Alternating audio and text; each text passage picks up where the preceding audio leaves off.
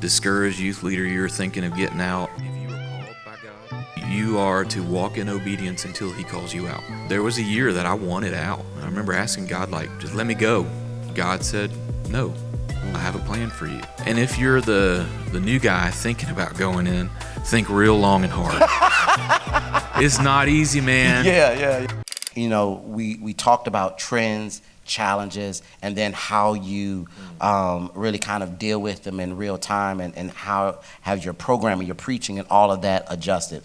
So for part two, just what I love for us just to kind of have a quick conversation. I'm going to give the mic. I'm going to ask the question, and I'm going to give the mic to all three of you and just let you guys talk through this. But I want to talk about parents, and how parents are either engaged or not engaged, or a combo of the two. Like, how do you guys deal with parents right now in real time? And so I really want to just kind of have this one conversation around parents, because I think obviously we know that is different per context.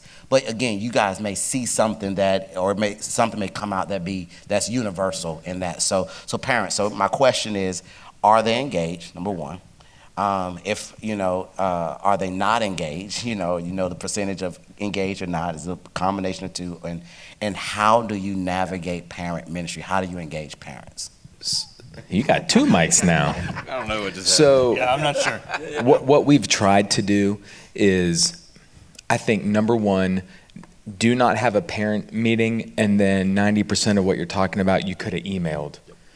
If you're calling parents together, we have something called family huddles, where we try to encourage them with outside voices, connect them with each other, which is big, because when I was growing up, my friends were only my friends because our parents were friends. Yeah. I think parents have a unique challenge now. Their kids are friends with other people they don't know, and they're sleeping over, and it can get really tricky. And then we try to inform them. So we encourage them with outside voices. We want to connect them with each other. And then the inform part is, hey, this is called Snapchat, and this is how this works, kind of thing. That's good. And then ultimately what we try and do is, when kids graduate from the program, I really, instead of losing those parents, bring them onto my team and go, look, you're my vets. I want you speaking into these parents because you've been there, done that. I've got an 8-year-old at home and a 10-year-old. I know how to do 8 and 10 kind of good, but I haven't had teens go through my house. So go to the parents that have clout in your church. And then when you have those parent meetings or those moments of connecting, go and get those vets who can speak into these younger parents. And we've seen some success with that. And ultimately, and I love harping on this with student pastors, longevity will be your friend. Oh, that's good. I'm going on year 15. The way parents go about me now and our ministry leaders is really based off of credibility. You've proven yourself, and when you speak, they listen. Year 2 at my church, I was 26 years old, and they're kind of just looking at me like, okay, bless your heart. So I think cute, right? Longevity, yeah, as you're cradling your 2-year-old kind of thing. So I think those are just some methods that we try and do to, go after our parents. Yeah, so a different kind of approach for us is we want to be in a family equipping church. Part of that means I want parents who are highly invested in their children to be in my ministry. And I know, there's that stereotype for some youth pastors, oh, you feel called to youth ministry now because your kid's here. And just when they graduate, you're no longer called to be here. Look at that.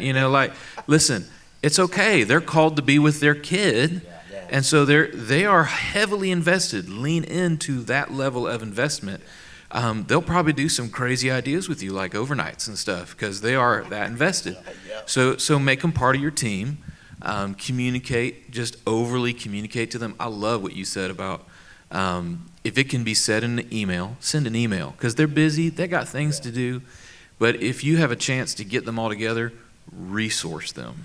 So I've got a parent meeting coming up, and the thing I'm going to work through is the age verification case that's coming out of Texas right now. Wow. like, hey, you should know about this. And what I'm finding is most parents are like, what's that? It's like something you should be praying about. Like, and so I want to give them content where they're like, thank you. I really appreciate that, along with things like sources and this is the app, this is how you can whitelist phones and stuff like that. That blows their minds. They love that. I love when they take their phones out and they're looking and swiping. Oh, yeah. And our kids hate it because I'll tell them. I'm like, look, we're going over TikTok next week. We got eyes on you. Just swipe right and you can see if they've liked it. Oh, and they're like, wow, this is amazing. Yeah, it's great. And then the other thing is get a few parents who have really caught the vision. Like there's some, they're there and they're serving, and listen, we want them there.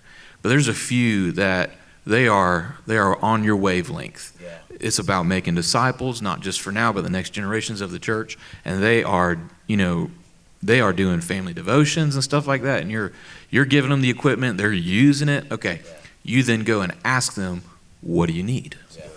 And so one year I had parents tell me, we need to have a resource to have the talk. And I was like, the talk? Really? And I was like, you don't know how that works? And they were like, no, we know. We just don't know how to tell him or her about it. And they were terrified. And so we started giving them resources that different people have published. And so we did a beta group, and a dad took out his son, and they went like on this extended trip for a weekend, and they had, the initial talk, and it was proactive. So the kid's like in 6th grade. Yeah. And he comes back, and I asked the kid, I was like, how was it? And he's like, it was awesome. I was like, what you talked about? He's like, yeah, it was great. One, I got to spend tons of time with my dad. Wow. It was a special memory just between him and me. And then later, it was funny, like the dad was telling me that boy heard something in the locker room, and he came back, he's like, hang on, Dad, that's not how you explained it. And so said back to Dad, like, is this how this works? And he's like, no, not at all. Now Dad is the super authority on the subject. And the kid's like, I trust my dad better than you. That's such a win for parents. It really is. And I totally stumbled into that. But now I'm just like, listen, that's been one of my best mistakes ever. Oh, yeah. Man, that's so good. And I love the empowering part. Yeah. Like you're empowering them. And I think too, like equipping parents for the nonchalant moments. Like when I take my 8-year-old for a walk, I know what I want to talk to him about, but he doesn't know I've designed this walk to nonchalantly walk into what I want to talk about but if it's like, hey, we need to go to breakfast and talk about something. And like, you just kind of get in their head, sort of say, but that's so good what you just shared. Give parents a chance to have an open-ended conversation with their kid where kids are like, my parents actually know what's going on. You've made the parent feel like the wisest person in their family. You've made them the source of truth. Yeah. And if they're coming with a godly worldview, man, that's the best thing for that kid. So good. Yeah, anytime you give a parent a place to start, it's much more likely that they're going to. So, yeah. So for us, the breakdown with parents and engagement tends to be similar to students. Yeah. 30% who are very engaged, 30% who are, occasionally engaged, and 30% who are somewhat disconnected from student ministry stuff or from church stuff. But they are all absolutely engaged in the life of their kid. Yeah.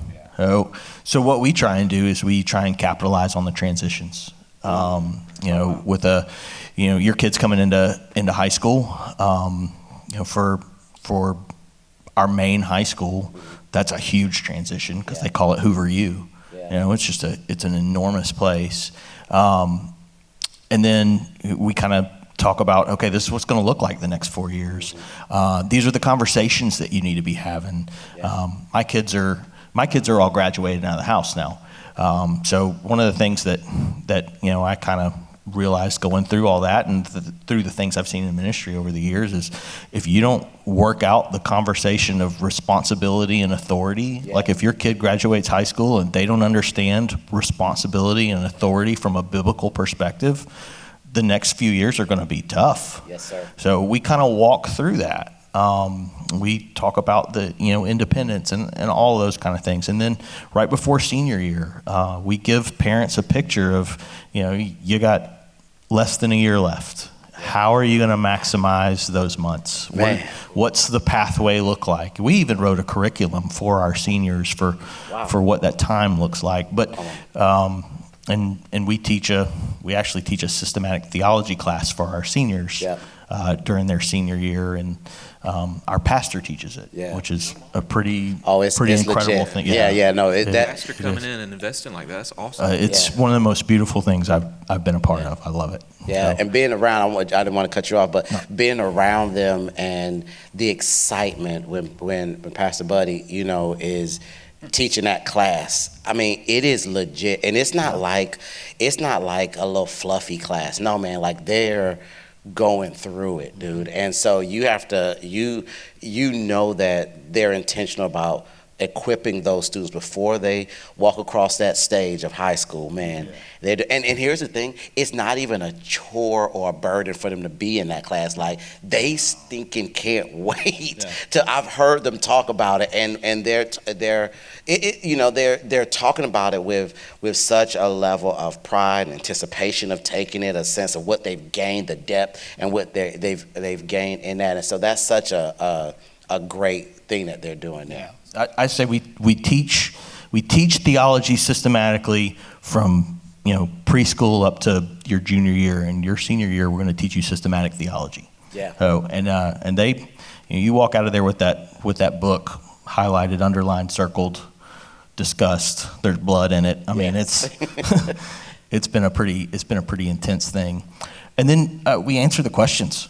I mean, they've all got questions. We're doing a thing on Saturday morning of RD now for parents. We just call it Parent Talk, super simple, bringing in some counselors actually, discussing some things that some parents have asked us. We're talking about how do you live in the culture, and walking through some technology things and some of that kind of stuff. So we've tried our best to create as many connection points as we can. We do a Wednesday midweek group specifically for parents. We've got actually some Sunday morning small groups that are being formed right now specifically around parents. Wow. So that's so good, man. Guys, listen, this has been, I don't know if I could just really articulate how rich this conversation has been. And so, on behalf of myself and Brent, man, thank you guys so much for a couple things. Number one, for your friendship. Ladies and gentlemen, I want you to know that these gentlemen here with me are just leaders that I respect, from ministries that I respect, but they're my brothers and my friends. So thank you guys for just being a brother and a friend to me. Thank you for the ministry that you're doing. I mean, when I think about just the years that are represented here on this podcast, man, it's just incredible. And then thank you for your consistency and dedication to student ministry, the longevity that you put in. And Tim, I think you mentioned it, just the importance of building that credibility, because you're sticking and staying. And so I'm so grateful for you guys and taking time out. I know your students are, debriefing. You could be there. And so I appreciate that. Here's how I love to end. It's just, man, if we can, if you had, 30 to 60 seconds just to give one encouraging word to a youth pastor who's frustrated, thinking about quitting, maybe they're new, or whatever, just one word, nothing, it had to be, anything deep or whatever, but just one word of encouragement. I'd love for us to end that way, if just the three of you got just one word of encouragement to a youth pastor, a youth leader, or you can choose to be it can be a student, who, feels a call to ministry, call to, some type of call that they sense in their life. Like, it could be an encouragement to a student or to a leader, just closing encouragement. That's how I'd love for us to end. I think I'd say to the discouraged youth pastor, don't quit.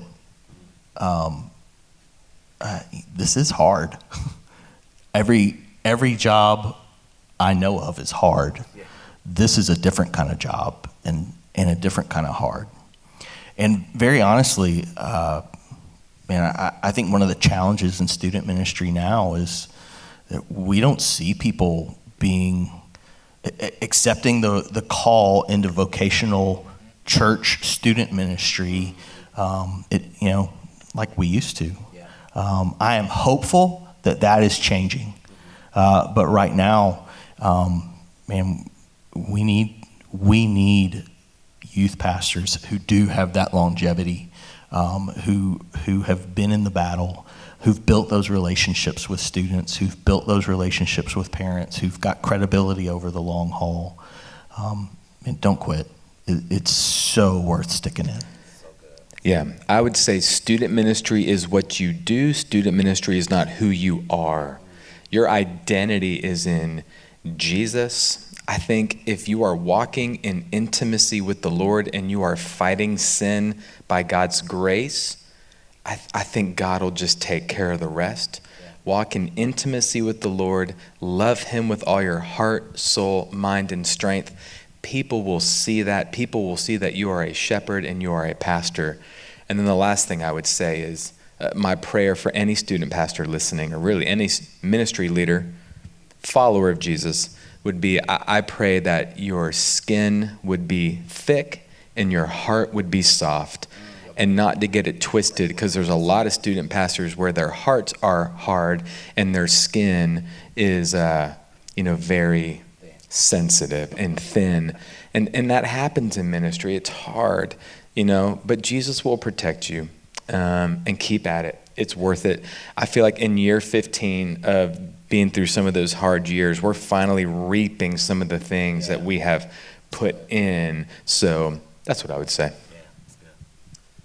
I would say simply to the pastor who is discouraged, youth leader, you're thinking of getting out, if you are called by God, you are to walk in obedience until he calls you out. And wow. I mean, there was a year that I wanted out. I remember asking God, like, just let me go. Let me go. I don't want to do this anymore. And God said, no, I have a plan for you. And sometimes that's because God puts us in a pressure cooker, or if you want to use biblical language, it's a wilderness. And it's going to test you. It's going to be long. It's going to be hard. But it's because he's working all the things out of you that do not reflect him. Wow. And you'll be a way better pastor, way better man of God, way better husband, dad, because you stuck it out. Yeah. And man, as long as he called you there, just keep doing it. Yep. And if you're the new guy thinking about going in, think real long and hard. It's not easy, man. Yeah. It's not easy, especially if you're going to be the middle school pastor. You're like the assistant to the assistant regional, right? Like, there's no street cred that comes down here, okay? Just know that you're investing in something that is in the long haul, that you probably will never see until you get to heaven, and you will be mostly unappreciated. But man, if you've been called to do it, it's obedience. That's all it is. So but that reflects even the life of Jesus. Yeah. Like, some of the things he did was overlooked or underappreciated, and he was treated poorly, and people mocked him. And I think it's just the most worthy of calling. Yeah. We need the biggest studs coming in the student ministry, because statistically, that age group, I gave my life to Jesus in middle school, because I had, these men and women who invested into the hard, and it's not glorious. Yeah. And I would also add, if you're looking at this as a stepping stone job, please go somewhere else. Yeah, that's good. We don't need that anymore. We need people who are committed, specifically in middle school and high school, because it is a worthy calling. Yeah. Gentlemen, man, Bryan, Tim, Jason, thank y'all so much. This is so good. And ladies and gentlemen, I know you were blessed, because I was. And so, listen, we'll have all of their church information and in our show notes. And so you can follow their ministry and all the cool things that they're doing. But, as they've all expressed, I think the overarching sentiment is, one, if the Lord called you to it, he'll take you through it, and so just stick and stay, trust the Lord, and everything will work itself out, and trust the process. And so, ladies and gentlemen, that's our time right now. And so, as always, we want you to continue to follow us at SLU Lead. It's at SLU Lead. And then you can follow my brother Brent at Brent A. Crow. And you don't have to follow me. It's okay. I prefer you to follow him. But no, seriously, you can follow me at I am Jeff Wallace. And don't forget, Youth Pastor Summit registration is definitely open right now still. And so we'd love to see you in SoCal, in Dallas, in Nashville, Chicago, North Carolina, Raleigh, North Carolina, and then also in the fall for our first ever national. So until next time, God bless you. Peace out.